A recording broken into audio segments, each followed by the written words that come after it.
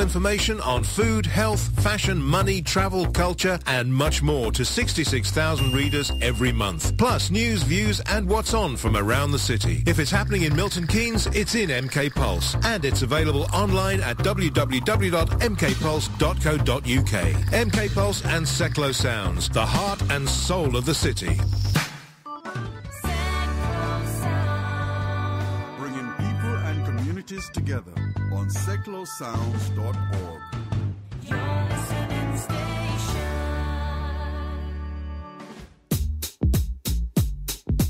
Very good evening, it's Monday evening, it's 8 o'clock, so it's me, Charles H. And we're now through till the hour of 10. Well, on tonight's show, we've got music from, amongst many others, the Slice Anthem, Jamiroquai. We'll have three from one of them. We'll have the Monday Night Connection.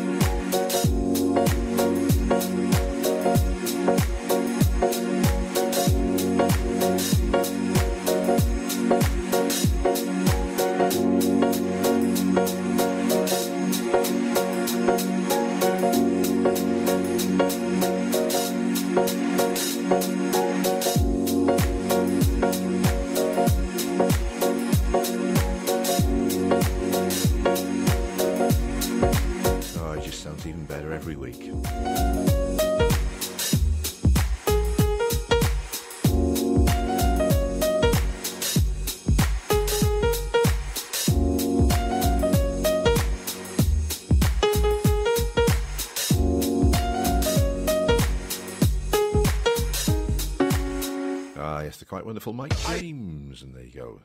Right, let's start off on a little fun story. What about this one? Enthusiastic exercise fans have broken a Guinness World Record set last week for the highest intensity interval training class.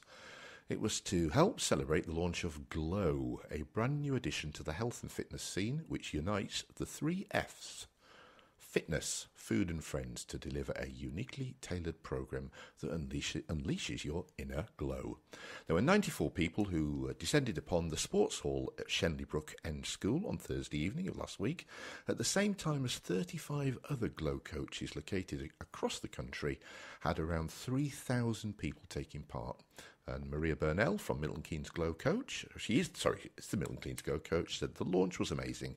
An absolute priceless moment was seeing almost 100 members enjoying a fun-packed workout, having glow sticks and cheering us on. It felt crazy, something I'll never forget, and it now feels brilliant to be part of a world record.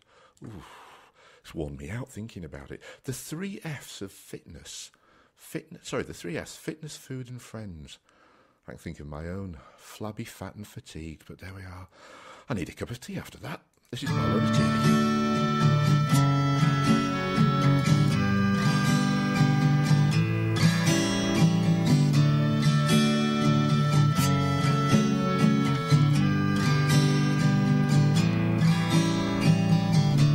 Cross the border into the big bad world, where it takes you about an hour just to cross the road, just to stumble across another poor old soul. From the dreary old lanes to the high street madness, I fight with my brain to believe my eyes, and it's harder than you think to delay this sadness that creeps up my spine and haunts me through the night. Life is good and the girls are gorgeous. Suddenly the air smells much greener now, and I'm wandering around with a half pack of cigarettes, searching for the change that I've lost somehow. These streets have too many names for me. I'm used to Glenfield Road and spending my time down in Orchid. I'll get used to this eventually, I know. Where the days go when all we did was play, and the stress that we were under wasn't stress at all, just a run and a jump into a harmless fall. From walking by a high-rise to a landmark square, you see millions of people with millions of cares, and I struggle to the train to make my way home. I look at the people as they sit there alone. Life is good and the sun is shining. Everybody floods to their ideal place, and the children all smile as the boats shuffle by them, trying to pretend that they've got some space. These streets have too many names for me. I'm used to Glenfield Road and spending my time down in Orchid. I'll get used to this eventually, I know. These streets have too many names for me. I'm used to Glenfield Road and spending my time down in Orchid. I'll get used to this eventually, I know. Life is good and the girls are gorgeous. Suddenly the air smells much greener now, and I'm wandering around with a half pack of cigarettes, searching for the change that I've lost somehow. These streets have too many names for me. I'm used to Glenfield Road and spending my time down in Orchid. I'll get used to this eventually, I know. These streets have too many names for me. I'm used to Glenfield Road and spending my time down in Orchid. I'll get used to this eventually, I know.